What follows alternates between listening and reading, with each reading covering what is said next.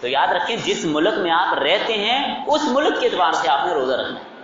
بعض لوگ اس میں بڑی بحث تبیس میں چلے جاتے ہیں کہ یوم عرفہ یہاں کی تاریخ کے مطابق 9 ذی الحجہ کا روزہ نہیں ہے، یہاں پہ تو 8 تاریخ کو رکھنا چاہیے تاکہ وہاں کے مطابق 9 ذی الحجہ کا روزہ تب یوم عرفہ کا بنے گا۔ یہ غلط ہے، یہ بات درست نہیں ہے۔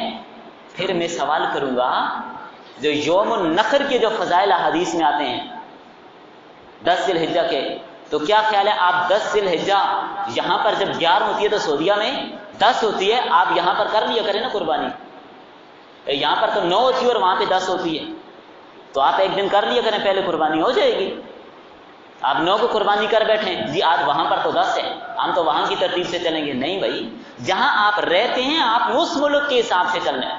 اور بعض ممالک آپ لوگ اچھی طرح جانتے ہیں وہ بھی ہیں جن ممالک میں اسلامی تاریخ سعودیہ سے بھی پہلے آتی ہے، بعض ممالک وہ بھی ہیں۔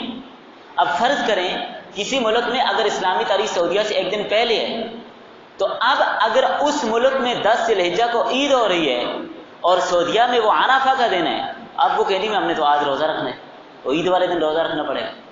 اس لیے اپنے ملک کا حساب ہوگا، جس ملک میں آپ رہتے ہیں اس ملک کے حساب سے آپ نے 9 کو روزہ رکھنا ہے، تو اس کا بھی اہتمام کرنا چاہیے۔ باقی نفلی روزے کے مسائل، آداب، احکامات، یہ تو کئی دفعہ پہلے آپ کے سامنے تفصیلاً اس پر بات ہوتی رہی ہے۔ آگے چلیں، ان دنوں میں ایک اور عمل یہ بھی ہے کہ جب ذو الحجہ کا چاند نظر آ جائے تو اپنے بال اور ناخن اس سے پہلے کاٹنے ہیں۔ چاند نظر آنے کے بعد جن لوگوں نے قربانی کرنی ہے، یہ بات اچھی طرح ذرا سمجھیں، اس میں بعض لوگوں کو بڑی غلط فہمی ہوتی، یہ اس آدمی کے لیے ہے جس نے قربانی کرنی ہے، ہر آدمی کے لیے یہ نہیں ہے۔ جس نے قربانی کرنی ہے اس آدمی کے لیے یہ مستحب ہے کہ وہ ذو الحجہ کا چاند نظر آنے سے پہلے بال اور ناخن کاٹ لیں، بعد میں نہ کاٹیں۔ اور یہ استحبابی درجہ ہے، فرض یا واجب نہیں ہے۔ اگر کسی آدمی نے بال کاٹ دیے، کسی آدمی نے ناخن کاٹ دیے تو اس کی قربانی پر کوئی اثر نہیں پڑتا۔ بال اپنی اور تو قربانی کا کیا بنے گا؟ بھائی قربانی متاثر نہیں ہوتی، یہ عمل اپنی جگہ ہے، قربانی اپنی جگہ، اس پر اگر آپ عمل کریں گے تو ثواب ملے گا۔ اس کا تعلق قربانی کے ساتھ نہیں کہ آپ کی قربانی اس سے متاثر ہو جائے گی، ایسے نہیں ہوگا۔ اور ایک اور مسئلہ بھی اچھی طرح یاد رکھیں، اگر کسی ذو الحجہ کا چاند نظر آ گیا اور کسی آدمی نے جو زائد بال ہوتے ہیں وہ نہیں کاٹے تھے، ناخن رکھے ہوئے اس کو 40 دن ہو گئے، زائد بال رہتے اس کو 40 دن ہو گئے، اب اگرچہ چاند نظر آ گیا ہے، اگرچہ اس نے قربانی کرنی ہے، اس کے لیے واجب ہے کہ زیر ناف یا بغلوں کے جو بال 40 دن گزرے ان کو کاٹے۔ اگر نہیں کاٹے گا گناہگار ہوگا، کہتے میں تو مستحب پر عمل کرتا ہوں۔ اللہ کے بندو، ہر چیز کا درجہ ہے، ہر چیز کو اپنے درجے پہ رکھا جاتا ہے۔ اور باقی رہی بات داڑھی کی، تو داڑھی تو بھائی ہر وقت ایک مشت سے کم نہیں ہونی چاہیے،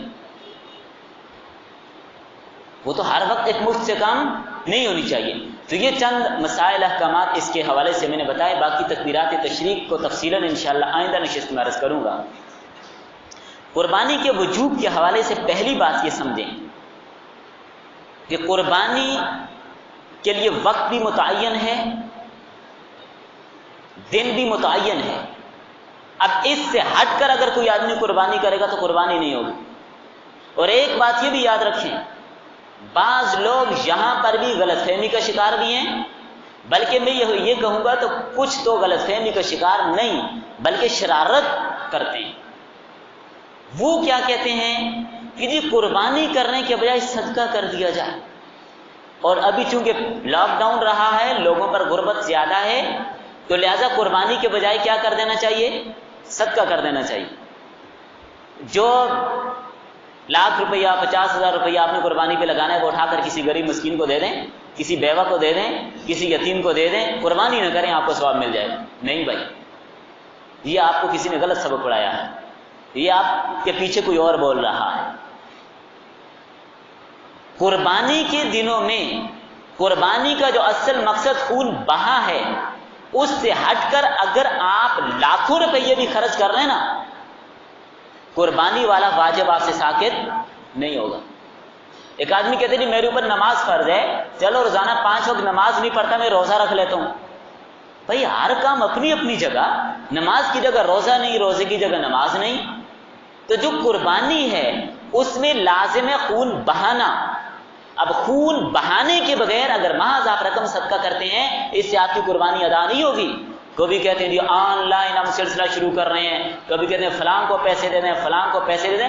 ہمیں تمہاری کسی بات پر اعتماد نہیں، ہم تمہیں کیسے پیسے دے دیں؟ تم کہو جی آن لائن ہماری قربانی آپ کر لو، آپ کی بات پر ہمیں کیا اعتماد؟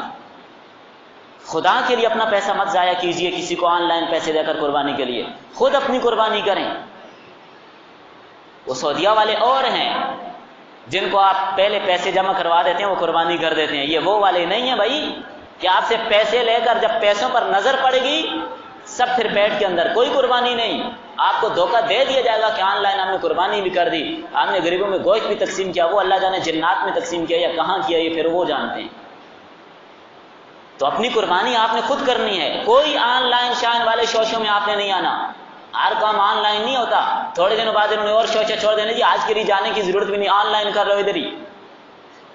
اور ابھی چند دن پہلے وہ جو گاندھی صاحب منکر حدیث، بڑا سنتے ہیں لوگ اس کو، گاندھی، اب چند دن پہلے اس نے کہا تھا نا کہ جب لاک ڈاؤن میں کہتے ہیں لوگ نماز آن لائن پڑھ لیں، صدر صاحب جماعت کروائیں جمعے کی، سارے لوگ پورے پاکستان والے آن لائن اس کے پیچھے جمعہ پڑھیں۔ واہ بھائی واہ، کمال کی بات کر دی۔ خدا کے بندو، دین کے بارے میں کچھ پتہ نہیں ہے تو منہ بند رکھو، اپنے کام سے کام رکھو۔ جو تمہارا مشن ہے، جو تمہیں سونپا گیا ہے، جو تمہارا کام ہے وہ کام کرو، جو کام تمہارا نہیں وہ کام مت کرو۔ ایک آدمی ڈاکٹر نہیں ہے، وہ گاڑیاں ٹھیک کرتا ہے، وہ بیٹھ جائے کسی کے دانت نکالنے، پھر اس کے منہ کا کیا اثر ہوگا آپ خود سمجھتے ہیں۔ جس کا کام ہے وہ اسی کو سوجے، آپ اپنا کام کرو۔ آن لائن قربانی، کبھی آن لائن جمعہ، مجھے تو ڈر لگتا ہے کہیں کہیں گے آن لائن شادی کر لو۔ یہ سب ڈرامے بازی ہے، یہ لوگوں کو دین سے دور کرنے کی کوششیں کی جا رہی ہیں۔ تو مسئلہ اچھی طرح سمجھیں، آن لائن قربانی نہیں کرنی، قربانی آپ نے خود کرنی۔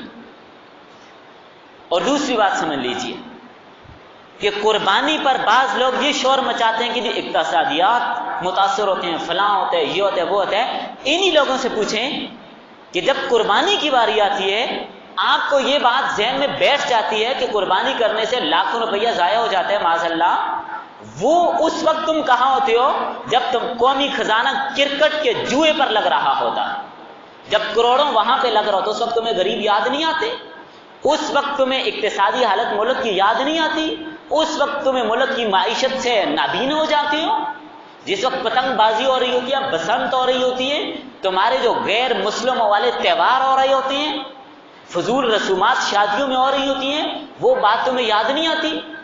تم ایک کنال کے اندر بھی رہ سکتے ہو اور 300 کنال کی گورنمنٹ کی زمین تمہیں ملی ہوئی، اس پر تم رہ رہے ہو، اس وقت تمہیں معیشت نظر نہیں آ رہی ہوتی، صرف قربانی کے وقت تمہاری آنکھیں کھل جاتی ہیں۔ شرم آنی چاہیے ان لوگوں کو، نہیں تو مر جانا چاہیے، ڈوب کر مر جائیں۔ دین پر ڈاکہ۔ اور جب قربانی کے دن آتے ہیں، جب تمہارے پاس ضرورت کی ایک گاڑی ہے اور تمہارے گھر کے سین کے اندر 10 گاڑیاں کھڑی ہیں، تم اپنا کام 40 لاکھ والی گاڑی سے بھی چلا سکتے ہو، لیکن تم 40 کروڑ والی کئی گاڑیاں رکھتے ہو، اس وقت تمہیں غریب کی بیٹی نہیں یاد آتی کہ چلو ہم باقی اس کو دے دیں؟ قربانی کی باری آتی ہے تمہیں غریب کی بیٹی یاد آ جاتی ہے۔ یہ سب دھوکے بازی ہے، فراڈ ہے۔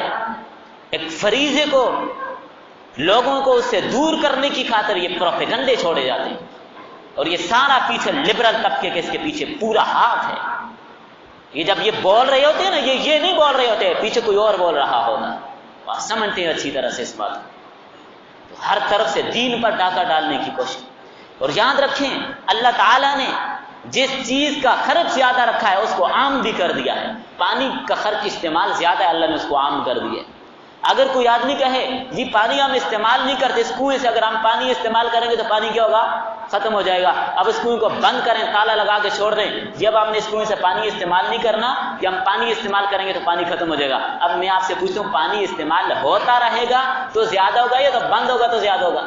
جب اس کنویں کو آپ بند کر دیں کچھ دنوں بعد وہ بند ہی ہو جائے گا، اس کی جو پانی کی نسیں آ رہی ہیں ختم۔ اور آپ سمجھتے ہیں جانور کتنے زیادہ ذبح ہوتے ہیں، قربان ہوتے ہیں، کیا بکرے ختم ہو گئے؟ کیا گائے ختم ہو گئی؟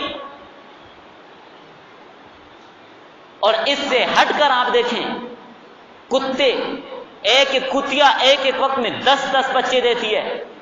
آپ بتاؤ کتے زیادہ ہوگی دنیا میں یہ لیلے بکرے زیادہ ملتے ہیں؟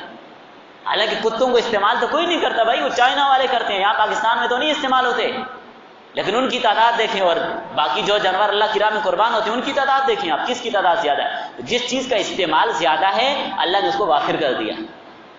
آپ دیکھیں پہلے زمانے میں سفر، جہاد سب کچھ کس پہ ہوتا تھا جی؟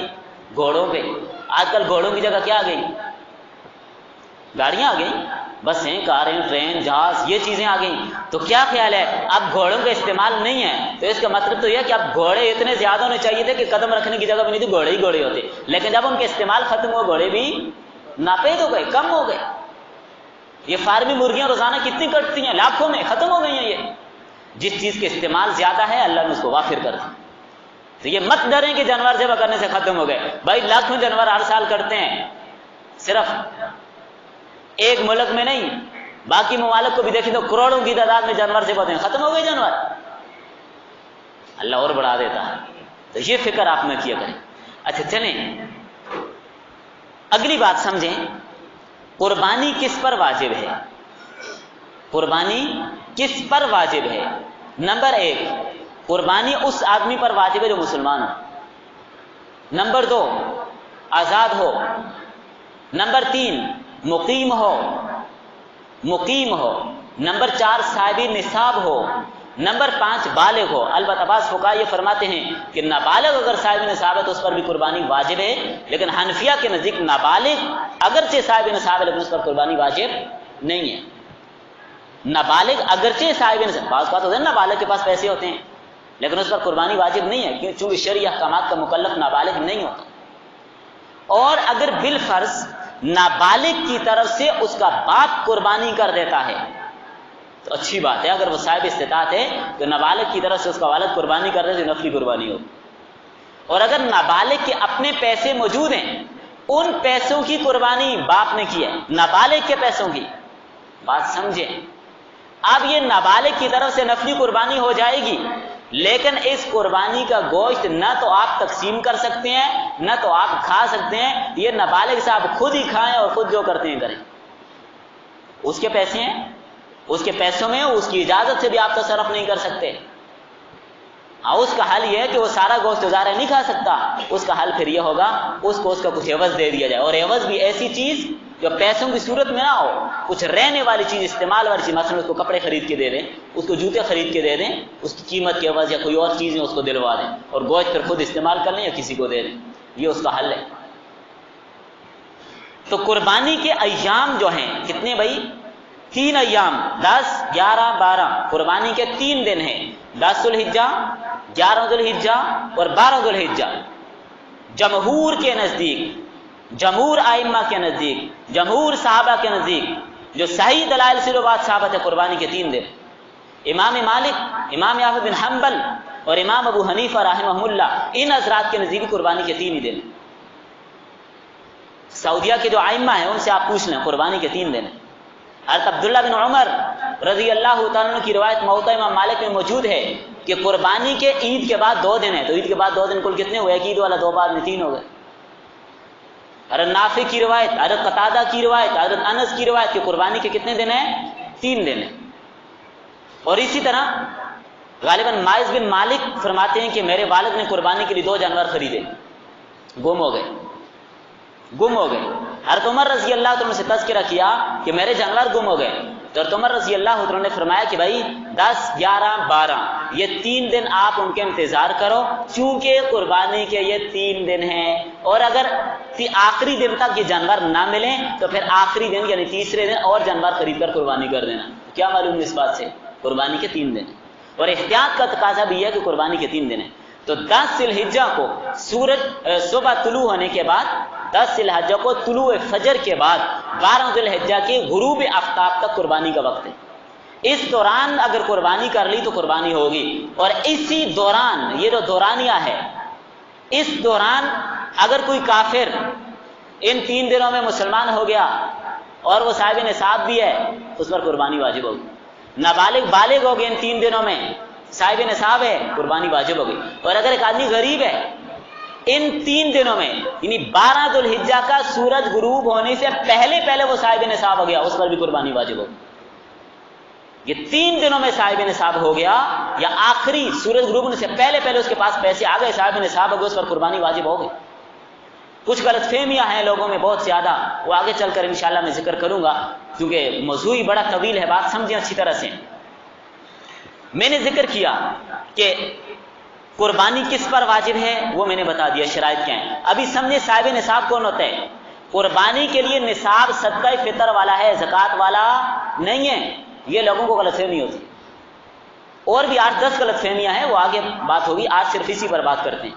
قربانی کا نصاب صدقہ فطر والا نصاب ہے، زکوٰۃ والا نصاب نہیں ہے. آپ حیران ہو کے پتہ نہیں یہ کیا کہہ رہے ہیں. بعض لوگ کہتے ہیں ہمارے اوپر چونکہ زکوٰۃ فرض نہیں تو قربانی بھی نہیں. بھائی قربانی میں اور زکوٰۃ کے نصاب میں فرق ہے، شاید یہ مسئلہ آپ کو معلوم نہیں ہے. زکوٰۃ کے نصاب میں 4 چیزیں ہیں، قربانی کے نصاب میں 5 چیزیں. زکوٰۃ کے نصاب میں 4 چیزیں: سونا، چاندی، نقدی، سامان تجارت. یہ 4 چیزیں زکوٰۃ کا نصاب ہے. اب سونا کتنا ہو؟ 7.5 تولہ. چاندی کتنی ہو؟ 52.5 تولہ. اور نقدی کتنی ہو؟ 52.5 تولہ چاندی کی قیمت کی بقدر. سامان تجارت کتنا ہو؟ 52.5 تولہ چاندی کی قیمت کے بقدر. تقریباً میرے خیال 55,000 روپے بن رہے ہیں. باقی عید سے آپ ایک دن پہلے مزید آپ معلومات کر لینا. نصاب 55,000 روپے. تو سمجھیں بات کو، یہ 4 چیزیں تو زکوٰۃ کے وجوب کے لیے ہیں، صاحب نصاب ہوگا. قربانی کے لیے ایک 5ویں چیز بھی ہے، وہ اشیاء جو حاجات اصلیہ میں داخل نہیں، جن کو ہم کہتے ہیں ضرورت سے زائد سامان. اگر کسی آدمی کے پاس ضرورت سے زائد سامان ہے تو اس پر بھی قربانی واجب ہوگی جبکہ اس نصاب کو پہنچے. اب میں اس بات کو مزید آسان کرتا ہوں، آپ ذرا پوری توجہ سے میری بات کو سمجھیں. 6 طرح کے لوگوں پر قربانی واجب ہوگی. کتنے لوگوں پر؟ 6 طرح کے لوگوں پر. نمبر 1، وہ آدمی جو 7.5 تولے سونے کا مالک ہے. یہ وزن کے اعتبار سے تب بات ہوگی جب صرف سونا ہے، ورنہ میں آخر میں تفصیلاً عرض کرتا ہوں. وزن کے اعتبار تب لیا جائے گا جب صرف سونا، اس کے پاس اور کچھ بھی نہیں ہے. تو پہلی بات، نمبر 1، وہ آدمی جس کے پاس 7.5 تولے سونا ہے، اس پر قربانی کیا ہوگی؟ واجب. نمبر 2، وہ آدمی جس کے پاس 52.5 تولہ چاندی ہے، اس پر بھی قربانی کیا ہوگی؟ واجب. نمبر 3، وہ آدمی جس کے پاس اتنا روپیہ پیسہ ہے جو 52.5 تولہ چاندی کی قیمت بنتی ہے، اس پر بھی قربانی کیا ہے؟ واجب. نمبر 4، وہ آدمی جس کے پاس اتنا سامان تجارت ہے کہ جو 52.5 تولہ چاندی کی قیمت کا بنتا ہے، اس پر بھی کیا قربانی؟ واجب. نمبر 5، وہ آدمی جس کے پاس ضرورت سے زائد اتنا سامان ہے، ضرورت سے زائد، میں تفصیلاً بتاؤں گا کیا چیز ہے. ضرورت سے زائد اتنا سامان ہے جو 52.5 تولہ چاندی کی قیمت کا بنتا ہے، 5. اور نمبر 6، یہ 5 چیزوں کا مجموعہ، کچھ سونا کچھ چاندی ملا کر 52.5 تولہ چاندی کی قیمت بن رہی ہے، کچھ سونا کچھ نقدی 52.5 تولہ چاندی کی قیمت بن رہی ہے، کچھ سونا کچھ ضرورت سے زائد سامان، کچھ سامان تجارت، کچھ پیسے. یہ ساری چیزیں ملا کر، یا 2 ملا کر، یا 3 ملا کر، یا 4 ملا کر، یا 5 ملا کر 52.5 تولہ چاندی کی قیمت بنتی ہے، اس پر قربانی واجب. بات سمجھ گئے آپ؟ اب ضرورت سے زائد سامان کیا ہے؟ حاجات اصلیہ کو جو شامل نہیں ہے وہ ضرورت سے زائد ہے.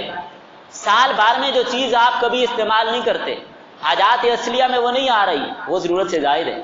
آپ کے گھر میں زائد کپڑے جو سائڈ پہ پڑے ہیں، وہ مشینری جو خراب پڑی ہے، وہ فریج جو زائد ہے، ایک تو ضرورت کے لیے استعمال ہو رہی ہے نا، تو حاجات اصلیہ میں شامل ہے. ایک اور فریزر آپ نے رکھا، وہ استعمال میں نہیں ہے، کسی خاتون کے جہیز میں آیا اور وہ بند رکھا ہے، وہ استعمال میں نہیں آتا، وہ ضرورت سے زائد ہے.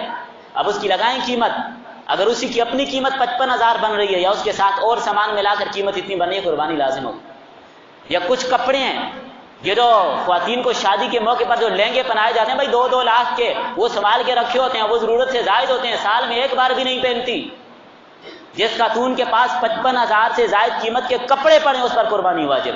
اور یہ بھی لوگوں میں غلط فہمی ہے، کہتے نہیں قربانی صرف مرد پر ہے، عورت پر نہیں ہے، یہ بھی غلط فہمی ہے۔